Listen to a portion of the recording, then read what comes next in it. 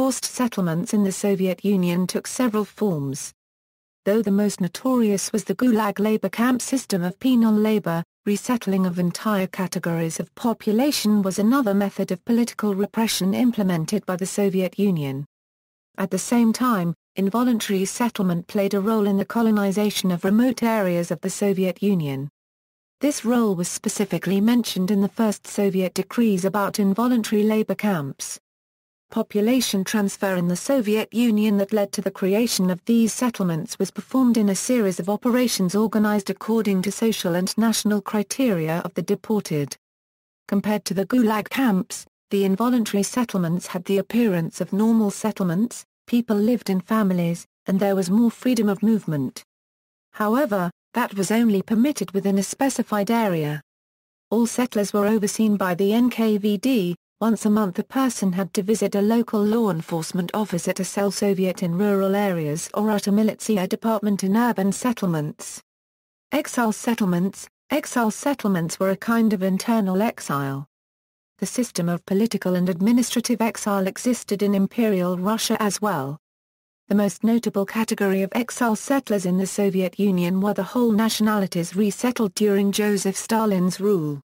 At various times, a number of other terms were used for this category: special settlement, special resettlement, and administrative exile. Exiles were sent to remote areas of the Soviet Union, Siberia, Kazakhstan, Central Asia, and the Russian Far East. The population of the settlements, the major source of the population in exile settlements, were victims of what is now called ethnic cleansing. The Soviet government feared that people of certain nationalities would act as fifth-column subversives during the expected war, and took drastic measures to prevent this perceived threat. The deported were sent to prisons, labor camps, exile settlements, and supervised residence. Deportations from border territories in 1939–1941, several waves of forced resettlement occurred from the territories on the western borders. These territories included Murmansk Oblast and the recently annexed lands invaded and occupied by the Soviets under the Milosevic-Ribbentrop Pact with Nazi Germany, parts of Poland and Romania, and the Baltic states. In territories annexed from Poland, the initial wave of repression of 1939 was in a way a continuation of the Polish operation of the NKVD and was rationalized as removal of social enemies, or enemies of the people: military, police and administrative personnel, large landowners, industrialists, and merchants. They were usually sentenced to 8–20 years of labor camps. In addition, settlers or osadniks as well as forest guards and railroad workers were forcibly removed. Massive deportations of the Polish population into remote areas of the Soviet Union took place in 1940–1941. Estimates of the total number of deported Poles vary between 400,000 and 1.7 million people, including prisoners of war. On June 23, 1940, Lavrenti Beria, head of the NKVD, ordered the Murmansk Oblast to be cleansed of foreign nationals, both Scandinavians and all other nationalities. People of Finnish, Swedish, and Norwegian ethnicities were moved to the Karelo-Finnish SSR. Germans, Koreans, Chinese, and others were moved to Altai. Deportations of exiled settlers from the Baltic states and the annexed part of Romania were carried out in May–June 1941. In 1941, after the Nazi German invasion of the Soviet Union forced Stalin to resume relations with the Polish Allied government, all of Poland's surviving citizens still in captivity were amnestied, and freed from special settlement. Those deportations are commemorated by monuments such as Monument to the Fallen and Murdered in the East. Preventive deportations of nationalities in 1941–1942, these deportations concern Soviet citizens of enemy nationality. The affected were Volga Germans, Finns, Romanians, Italians, and Greeks. At the end of this period, Crimean Tatars were included in this wave of deportation. Punitive deportations of nationalities in 1943–1944, these deportations concerned ethnicities declared guilty of cooperation with Nazi occupants, a number of peoples of North Caucasus and Crimea, Chechens, Inush, Balkars, Karakas, Meskhetian Turks, Crimean Tatars, and Crimean Bulgars, as well as Kalmyks. Deportations of Germans from the occupied territories in 1944–1945, the Red Army occupation led to the deportation to Siberia of more than 200,000 ethnic Germans of Romania, Hungary and Yugoslavia. Most of them died in prison camps. See Forced labor of Germans in the Soviet Union for details. East Prussia. After capturing East Prussia in 1945, virtually all of its pre-war population of 3 million was expelled to Germany. The depopulated area was then settled with people from the western parts of the Soviet Union, mainly ethnic Russians. East Prussia, now known as the Kaliningrad Oblast, now has a population of about 1 million. Kaliningrad is now home to about 7,000 Germans, though many of them are Volga Germans, or other ethnic Germans from similar parts of the former Soviet Union. Post-war deportations. Deportations after the end of World War II were not particularly differentiated or classified by NKVD operations. The affected were people from the territories that were under the administration of the Axis powers, family members of persons accused of loyalty to the Axis administration and of persons who continued resistance to Soviet power, which was classified as banditism. A significant number of former Ostarbietes were filtered into exile as well. Cleansing of the annexed territories continued until the early 1950s. In July 1949, a further 35,000 were deported from Bessarabia and northern Bukovina, accused of being kulaks or collaborating with the wartime Romanian administration. Urkaziks. The term Urkazik derives from the Russian term ukaz that means decree. It applies to those convicted according to various Soviet ukazes, but the most common usage refers to a series of decrees related to what was later formalized in Soviet law as parasitism, or evasion from socially useful work. Among the first of these was the decree of June 2, 1942 about the criminal answerability for evasion from socially useful work and for antisocial parasitic way of life in agricultural sector. It was usually applied to Kozaks who failed to carry out their work quota. The term of exile was 8 years. During 1948–1952 33,266 special settlers Kazakhs were registered.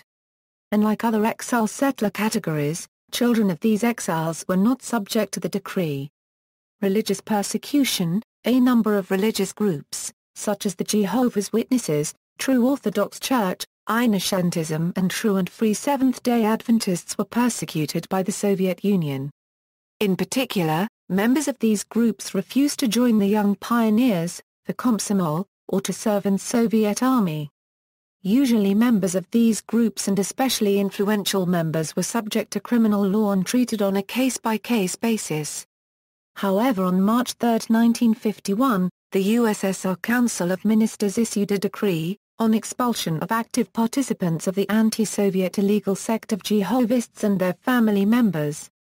According to this decree, about 9,400 Jehovah's Witnesses, including about 4,000 children, were resettled from the Baltic states, Moldova, and western parts of Belarus and Ukraine to Siberia in 1951, an event known as Operation North.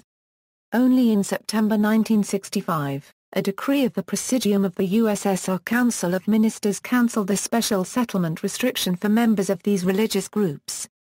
Azerbaijanis from the Armenian SSR, by the decree of the Council of Ministers of the USSR, No. 4083, of December 23, 1947, 1, from 100,000 up to 150,000 Azerbaijanis in the Armenian SSR became subject to a voluntary resettlement to Azerbaijan.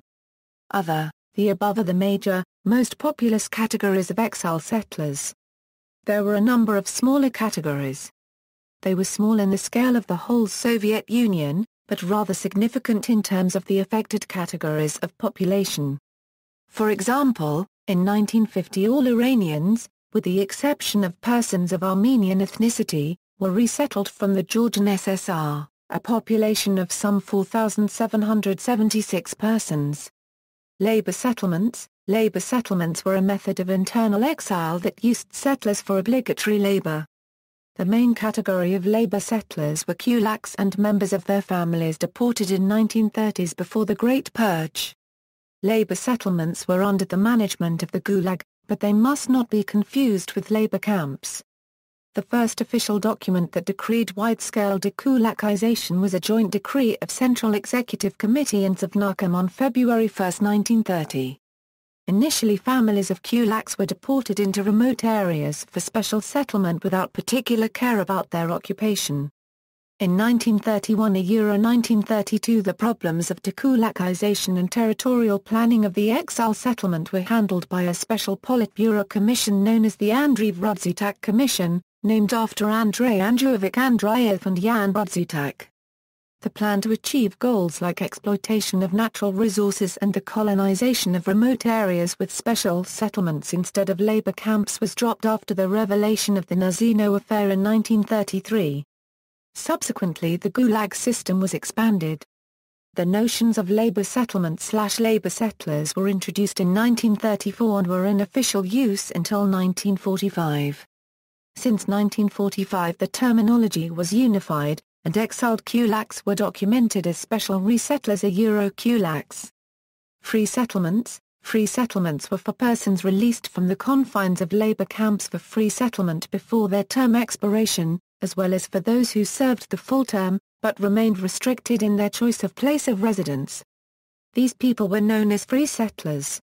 The term was in use earlier, in Imperial Russia, in two meanings: free settlement of peasants or Cossacks and non-confined exile settlement.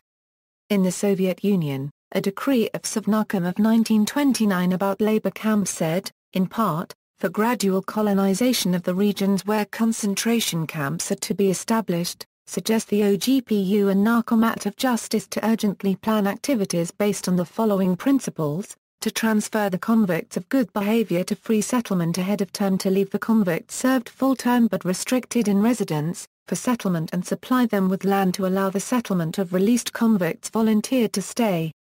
The free settlers of the first category were often required to do the work assigned to the corresponding labor camp or some other obligatory work. Later, people could be assigned for free settlement in other places as well, even in towns, with obligatory work wherever a workforce was required. Population statistics: for a long time the numbers of people prosecuted in the Soviet Union were based on various estimates, counted in tens of millions and varied by a wide margin. After the dissolution of the Soviet Union the researchers gained access to the archives of the NKVD.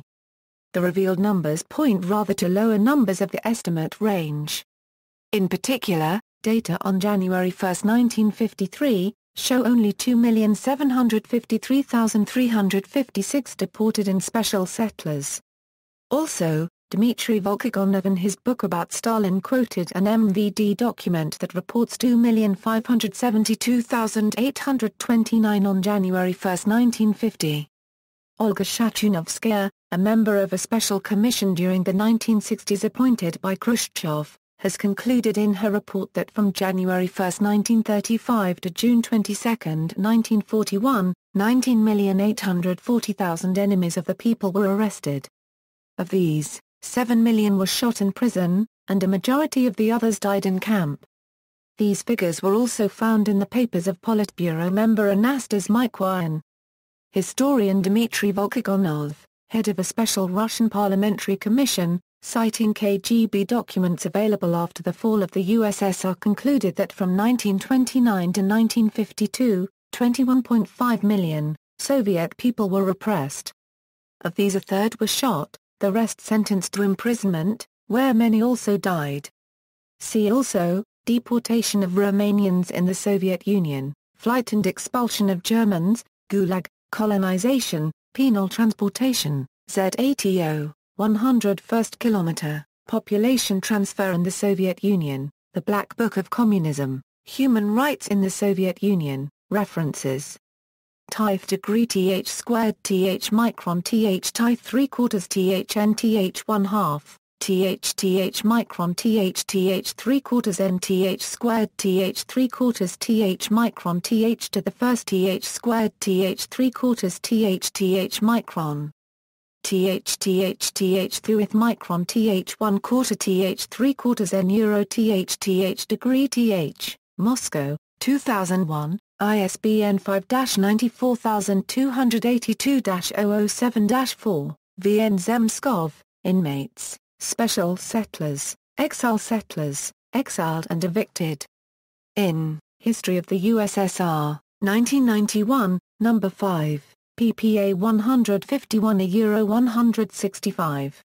Ionia Poundoiu, Cicerone, Genosigil din Romus Centnia, Repia, a registered trademark en Prosil Sumunus Milui, International Socialism Journal, Forced Migration in 20th Century Balkans, 1995, Lynn Weiler, The Unknown Gulag, The Lost World of Stalin's Special Settlements, Oxford University Press ISBN 0-19-518769-5, Wikisource, A Decree About Labor Camps, 1919, in Russian, A Decree About Penal Labor, 1929, in Russian.